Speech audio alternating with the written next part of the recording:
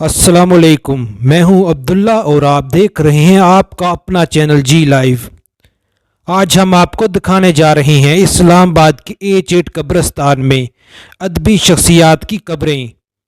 Gate number 2 کے پاس موجود یہ قبر معروف بیوروکریٹ قدرت اللہ شہاب مرحوم کی ہے۔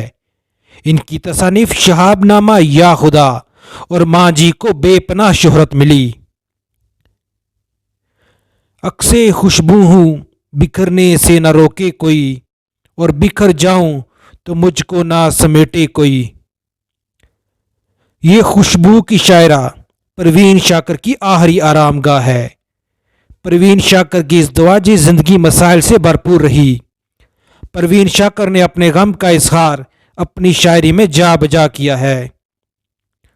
پروین شاکر نے صرف 42 برس کی عمر پائی۔ ایک روڈ ایکسیڈنٹ میں پروین شاکر 26 دسمبر 1994 کو اپنے حال کے حقیقی سے جا ملی۔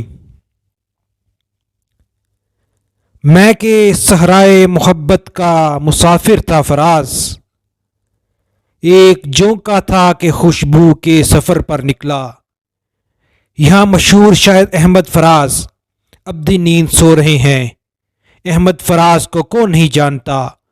اردو شاعری کے افق پر احمد فراز کا نام چاند کی طرح جگمگا رہا ہے۔ احمد فراز کی شاعری کو عوام میں بے پناہ مقبولیت حاصل ہوئی۔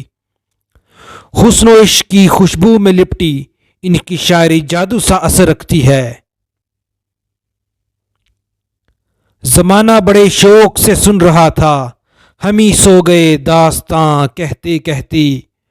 خوبصورت درختوں کی آغوش میں نظر آنے والی یہ قبر ممتاز مفتی کی ہے، جو کہ اپنے نام کی طرح ممتاز ڈرامہ نگار، افسانہ نگار اور صوفی تھے۔ الکھ نگری اور علی پور کا اہلی ان کی مشہور کتب ہیں۔